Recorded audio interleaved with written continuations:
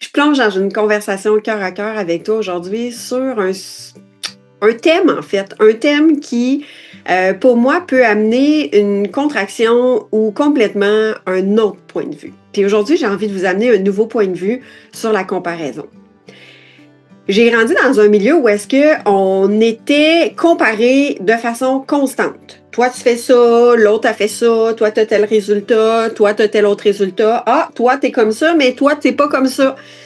Et cette comparaison-là est là, il me semble, depuis des lunes. Elle est là depuis des lunes et des lunes. Et j'ai envie d'amener une nouvelle perspective pour transformer cette énergie de comparaison. C'est comme si la comparaison, elle est basée sur des résultats, sur une standardisation, sur un modèle qui doit être standard. C'est comme si quand on compare, il y a comme un tranchant bon-mauvais d'une polarité tranchante, d'un paradigme et surtout de jugement qui est bon ou mauvais, meilleur ou moins bon, correct ou pas correct. Et si je t'amène cette perspective-là aujourd'hui, c'est parce que dernièrement, je suis allée visiter, je vais dire, les profondeurs de qu'est-ce que ça m'a fait vivre, justement, d'avoir un regard et même d'avoir la perception moi-même de jamais être assez parce que je me comparais. Souvent, quand on est dans une fratrie, quand on est à l'école, quand on est dans un milieu de travail, on porte notre regard à l'extérieur puis on observe les balises qui sont mises sur des standards, sur des règles, sur des normes, mais toujours basées sur l'extérieur. Et là, moi, j'avais le réflexe de me comparer dans ça. Puis c'était subtil. Je me disais ne pas me comparer, mais avoir des barèmes référentiels pour pouvoir mieux avancer. Mais je me comptais une belle bullshit là-dedans, puis je ris en disant ça parce que c'est vraiment ça. Je me racontais des mensonges à travers ça. J'étais comme la tête une autruche dans le sable en me disant que je me comparais pas, mais c'est tout à fait faux. Puis quand j'ai commencé à démystifier, décortiquer tous les endroits où est-ce que je pouvais me comparer, puis comparer dans tellement des banalités puis des subtilités, mais c'était là de façon constante. Puis c'était tellement présent que je m'en rendais même pas compte. L'impact que ça a eu, c'est un épuisement, en fait. C'est que ça l'amène à s'épuiser. Puis quand on tombe justement dans ce mécanisme-là, c'est comme s'il n'y a plus rien qui était grave. La phrase, c'est pas grave. Donc, on banalise, on minimise ce que tu peux vivre parce qu'il y a comme un fond de trame qui est dans la comparaison, dans l'observation extérieure de je ne suis pas à la hauteur de. Il y a une infériorité qui est motivée à travers ça, qui est nourrie petit peu par petit peu, tu sais, comme une petite goutte, là, tu sais, tranquillement qui coule, mais qui fait tout un dégât de moisissure dans une maison, là. Ben, c'est les fondations, justement, de ton être, du regard qui a été porté vers l'extérieur, de dire mon référent, mon espace de référence est à l'extérieur. À un moment dans notre vie, pour moi, c'est devenu de plus en plus important, capital, de revenir dans mon référentiel intérieur, dans ma vérité intérieure, dans mon ressenti intérieur, dans mon corps. Parce que tant que je me basais à l'extérieur, je n'étais pas en train de reconnaître ma valeur. Je n'étais pas en train de voir mes forces, mes capacités, mes habiletés, mes dons, mon charisme, ma façon de communiquer. J'étais en train de tout le temps me rabaisser de façon constante. Et là, j'étais dans, justement, la comparaison vient avec la soif de l'insatisfaction. Ça nourrit un pont, une distance tellement grande entre toi et toi-même qui crée une distance entre le regard bienveillant envers toi, entre ton estime personnelle, entre la valeur que tu t'accordes, entre la reconnaissance que tu as envers toi-même. Et cette comparaison-là, on se le cachera pas entre toi et moi, elle est là, bâtie dès ton très jeune âge. comparer les bébés, comparer les enfants, comparer les élèves à l'école. Toi, tu as telle note, moi, j'ai telle note. C'est quoi ta note? C'est quoi ma note? C'est quoi j'ai eu? C'est quoi tu as eu? Et là, tout le temps en train de voir si tu as meilleur ou si tu as pire ou si tu es bon ou si tu es moins bon. Et ça, c'est pas grave. Tu sais, je vais te dire, on ne banalisera pas, en fait, le système dans lequel nous avons grandi. L'objectif, c'est d'y porter une attention et de transformer ce que nous, toi, en tant qu'individu, en tant qu'être complet, entier et extraordinaire, de commencer à t'accorder cette valeur-là de regard face à toi-même à l'intérieur de toi. Parce que quand moi, j'ai mon regard porté à l'extérieur, j'ai une mémoire intérieure qui est activée d'infériorité, de dévalorisation, et ce qui m'amène à me comparer. Et là, me comparer, ça peut même être, tu sais, je vais vous le dire, là, très subtil. Tu sais, est-ce que je me donne le droit de manger plus de telle chose ou de prendre un deuxième café, exemple, si l'autre personne n'en prend pas un?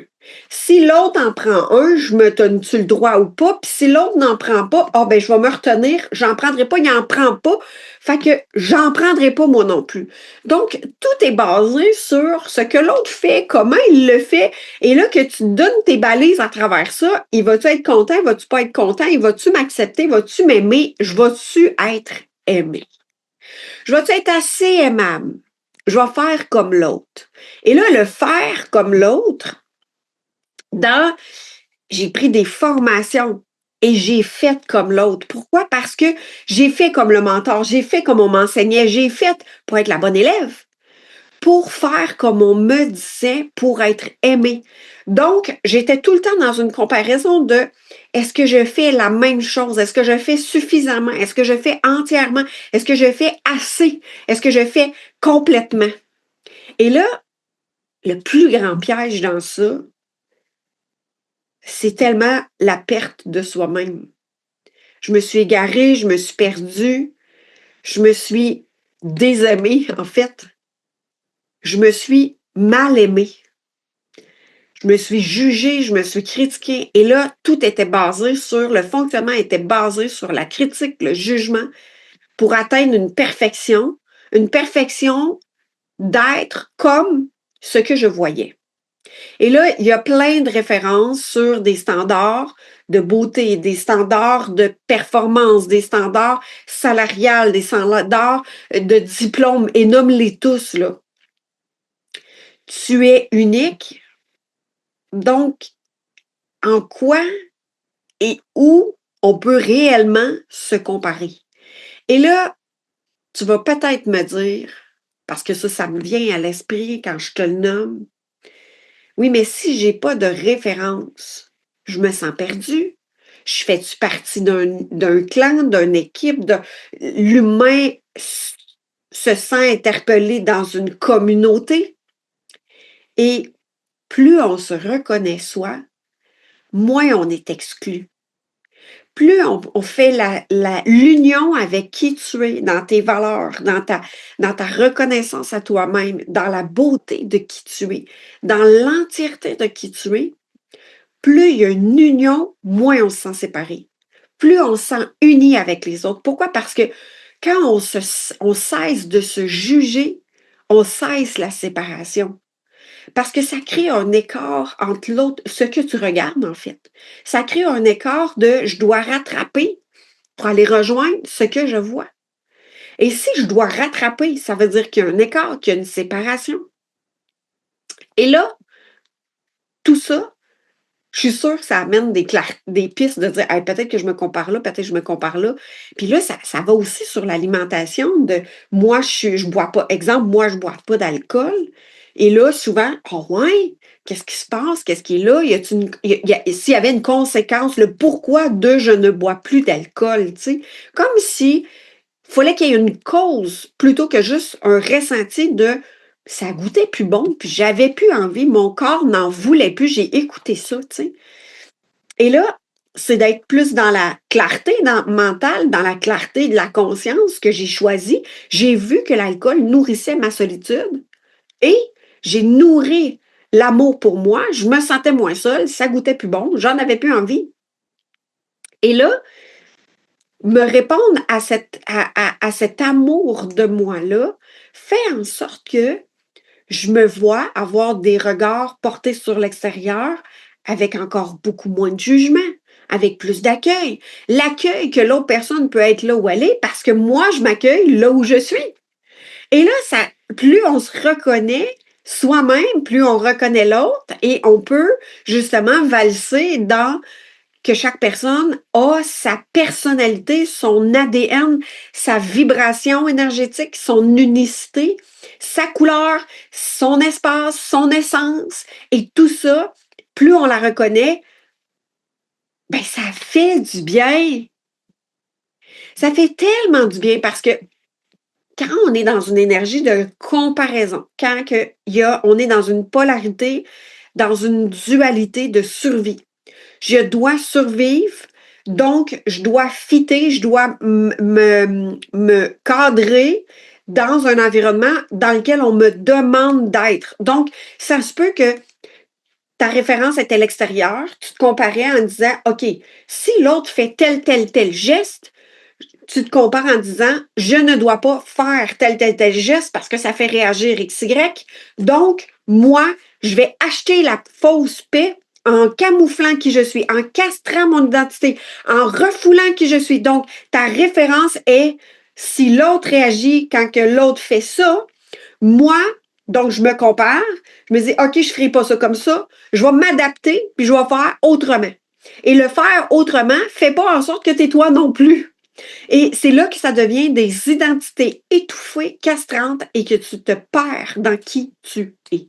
Tu es en train de nourrir ton mécanisme de survie, d'avoir justement le regard braqué sur l'extérieur, comme à la chasse, comme quand archaïquement, comme si tu étais une proie, puis que tu regardais pour être sûr de ne pas être attaqué. Je vais être sûr de regarder mon environnement pour être sûr et certain de pouvoir m'adapter, me suradapter pour survivre. Et là, il y a un autre chemin possible.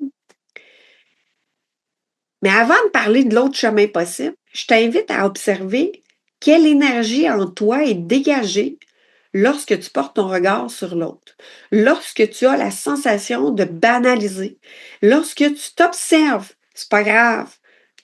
Moi, je suis capable de me réadapter plus tard. Je suis capable de prendre soin de moi plus tard. Je prendrai soin de mon énergie plus tard. C'est pas grave quand on banalise comme ça. Quand on est en train de justement avoir le regard braqué à l'extérieur pour se comparer, dire je ne veux pas être comme ça et que tu transformes qui tu es, mais pas dans l'espace de vie qui circule en toi, mais dans l'espace de survie par dualité. Et cette dualité-là, observe l'énergie, observe les pensées qui viennent. Est-ce que c'est nourrissant? Est-ce que c'est propulsant? Est-ce que c'est un espace de survie? Est-ce que je suis victime? Est-ce que je suis un bourreau, puis là, je veux tout réarranger autour de moi? Et la comparaison, c'est est-ce que je vais être adéquate? Est-ce que je vais être correcte? Est-ce que je vais être assez pour l'environnement, pour le travail, pour l'autre personne, pour réussir, pour atteindre mes objectifs? Et moi, je disais ça. Je compare pas, je m'inspire de. Ça, c'était ma façon de camoufler que je me comparais. Oh, moi, je me compare pas, je fais juste m'inspirer de. Belle erreur, en fait, pas erreur, mais expérience de me mentir à moi-même, une belle bullshit, en fait, que je me disais à moi-même. Je me compare pas, je fais seulement m'inspirer. Mais en fait, l'état que ça me faisait créer à l'intérieur de moi, c'était pas l'expansion, ça m'amenait à me chercher davantage, ça m'amenait à me perdre davantage dans mes repères. Ça me permettait simplement d'amener du brouillard encore plus et mes pensées devenaient encore plus présentes, devenaient encore plus envahissantes et je, finalement, m'égarais de moi.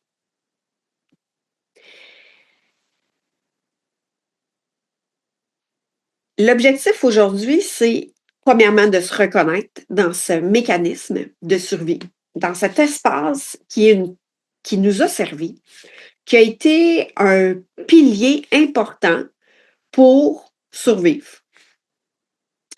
Et il y a une possibilité nouvelle à travers ce chemin-là, pas nouvelle dans le sens nouveau que j'ai inventé, mais une nouvelle perspective possible, c'est-à-dire un nouveau chemin possible à travers la comparaison, quand on réussit à le mettre en lumière. Parce que tant qu'il reste en pilote automatique, ben, finalement, il n'est pas vu, il n'est pas observé, fait que c'est difficile de pouvoir le transformer. Mais dès qu'on commence à l'observer, le voir, puis je vous dis, à partir de cette semaine, observez, tu sais, je suis en train de, tu sais, c'est quoi les références? C'est quoi l'observation? Est-ce que l'observation de qu'est-ce que l'autre va choisir? Est-ce que je vais choisir pareil? Est-ce que je m'inspire de son inspiration? Est-ce que je suis capable de faire un choix ou c'est simplement une façon de camoufler que je ne veux pas choisir pour pas déplaire, mais c'est tellement construit depuis longtemps, cette identité-là étouffée, écrasante, qui veut pas déranger, qui veut pas déplaire, qui veut pas blesser, qui veut pas décevoir, qui fait en sorte que tu restes prisonnier de ce tourbillon-là, puis tu es emprisonné dans ça. Porte de sortie, premièrement, c'est de l'observer, de la regarder sous toutes ses ramifications. Puis la piste, c'est est-ce que je suis en observation ou je suis en comparaison? L'observation juste ne vient pas amener une dévalorisation ou un jugement face à soi-même. Une observation, puis là, je vais le donner sur des pommes ou des bananes, c'est deux fruits différents, mais c'est une observation. On peut les observer de façon juste sans les comparer. Parce que quand on les compare, c'est que la pomme est de telle vitamine et minéraux, est de telle forme, et la banane est de telle autre forme. Donc, quel qui est correct, quel qui n'est pas correct. Lui est plus allongé, elle est d'une forme plus ronde, elle est rouge, l'autre est jaune. Si tu te compares, c'est comme s'il y a un manque. Donc, le pourquoi la banane n'est pas rouge et pourquoi la pomme, il y en existe des jaunes, mais mettons qu'on parle d'une pomme rouge. Et là, la comparaison, elle vient de il y a ça et il n'y a pas ça, il y a un manque, plutôt que juste une observation juste. Voici ce que contient les vitamines et minéraux et les caractéristiques de cette banane, de ce fruit, et voici les caractéristiques et minéraux de ce fruit. Ils peuvent répondre à un nutriment XY dans ton corps et ils peuvent répondre à un nutriment XY dans ton corps, la banane. Et là, c'est pas une comparaison, c'est mieux un que l'autre. Un doit s'adapter à l'autre. Il y a une manque face à l'autre et c'est en combinaison qu'ils deviennent un tout. Et l'objectif, c'est que moi, j'ai appris à devenir la pomme, à devenir comme une banane, à essayer d'agir comme une banane, à essayer d'être comme la banane, mais finalement, j'étais une pomme. C'est comme l'histoire du petit vilain canard, si vous la connaissez. C'est le petit canard, il était dans un... En fait, il cherchait il avait l'impression d'être un petit... Il était tout noir, il était avec des canards, puis il pensait que c'était un canard, finalement, c'était un cygne. En fait, c'est souvent, on a comme une illusion qu'on doit se conformer à un modèle XY, à une façon d'être, et là, ça l'amène la comparaison des standards, je suis pas correct, je n'ai pas le bon ingrédient, il me manque quelque chose, et ce manque-là crée une distorsion vers soi-même, et l'objectif, c'est de reconnaître en observation juste. C'est d'identifier d'observation juste. Ce n'est pas de juger, ce n'est pas de critiquer, ce n'est pas de dire il me manque ou j'ai en trop, je ne suis pas assez. C'est tous des jugements. Observer l'énergie que ça fait à l'intérieur de vous. C'est plutôt tout est une observation, tout simplement. Ce sont des faits, ce sont des observations, ce sont un est comme ça, l'autre est comme ça. Mais observez quand vous le faites. S'il y a une énergie de c'est bizarre, c'est pas normal, c'est pas assez, c'est pas adéquat, je devrais être plus comme l'autre, je devrais dire plus comme ça. Elle parle donc bien cette personne-là. Donc, il y a un jugement face à toi-même de tu parles pas aussi bien que cette personne-là. Observez toutes les subtilités de vos pensées qui viennent créer une nourriture toxique dans votre dévalorisation et dans l'infériorité de vous, plutôt que de nourrir simplement de hey, je me reconnais dans mes forces, dans mes habiletés, dans ma facilité, dans mon essence, dans ma propriété propre à moi. Et ça amène une autre perspective. Ça amène un changement de regard face à soi et face à l'extérieur. Donc, parce que même quand on reçoit des pensées, même quand on reçoit des paroles, si on est dans la comparaison, on est dans l'infériorité, on est dans c'est pas grave, on est dans la banalisation, il y a aussi tout l'entraînement du jugement qui a été créé dans cette comparaison-là, de se juger, d'être autopuniteur, punition envers soi-même, de s'autopunir dans l'hyper-exigence et l'hyper-performance, ce qui fait en sorte que si, exemple, l'autre personne réagit, elle te donne un point de vue sur, exemple, tu reçois un point de vue de hey, ça c'est beau, ça c'est pas beau, ça j'aime pas ça, et que c'est une polarisation de beau, bon, pas bon, correct, pas correct.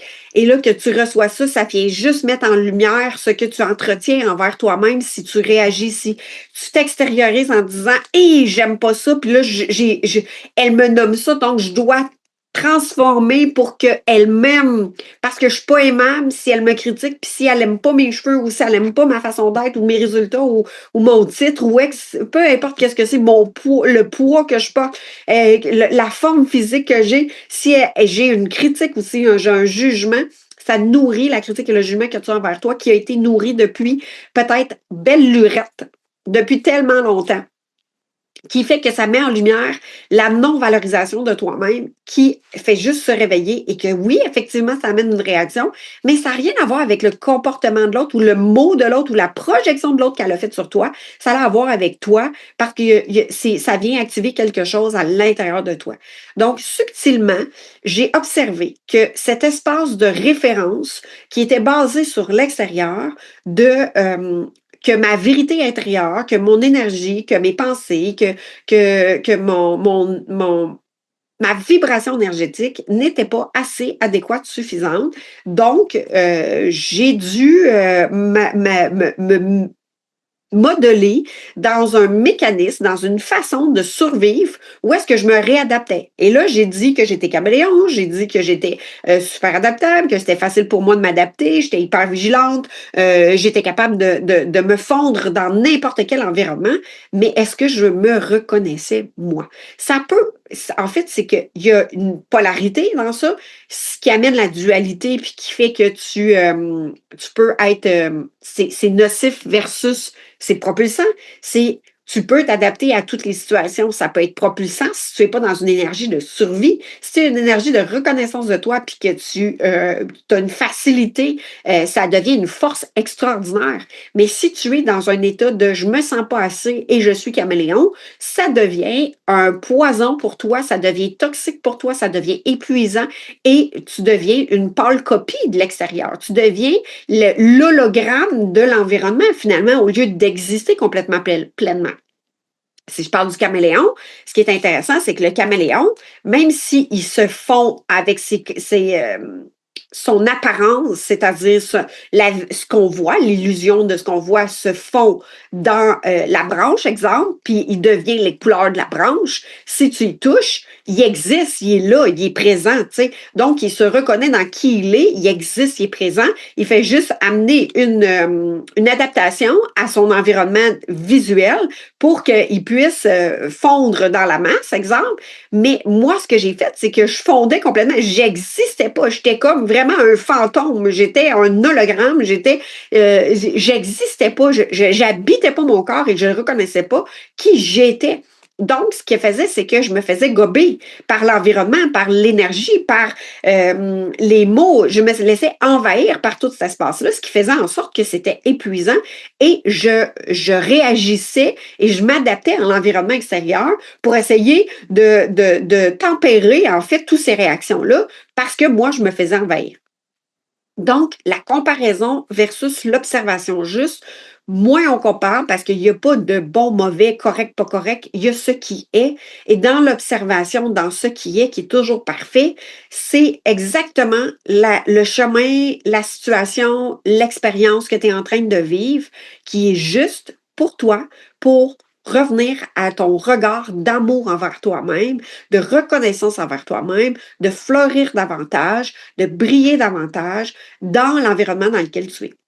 Alors, je ne sais pas si ça amène de la clarté pour toi, si ça amène des réflexions pour toi. Écris-moi-le dans les commentaires et ça me fera tellement un honneur pour moi de pouvoir échanger avec toi et de te retrouver, dans ces écrits, pour pouvoir communiquer et même peut-être, te soutenir dans ce qui est présent pour toi. Je te dis belle découverte toi et à très bientôt.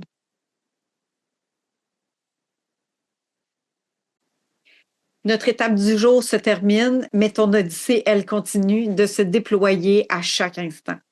Prends un souffle pour ressentir. Qu'est-ce qui a vibré en toi? Quelle est la pépite de conscience que tu choisis d'emporter avec toi aujourd'hui?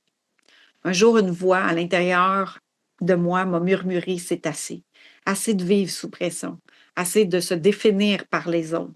Et c'est là que j'ai réalisé que la seule personne qui nous manquait vraiment, c'était moi. Alors, est-ce que ce point de bascule, ce retour à la maison, n'est pas une destination, c'est une décision, c'est un choix de te voir, de te choisir, de te reconnaître enfin au cœur de ta propre vie. D'ici notre prochaine rencontre, souviens-toi de ceci. Ton rayonnement, ta joie de vivre ne dépend de rien de l'extérieur. Elle naît au moment précis où tu t'autorises à être toi. Pleinement toi, librement toi, réellement toi. Alors, si tu ressens l'appel dans ton cœur de poursuivre ton chemin à ta rencontre et d'être accompagné, tu peux toujours nous retrouver dans le parcours Sérénité. Pour en savoir plus, écris-moi et je te partagerai les détails. À bientôt!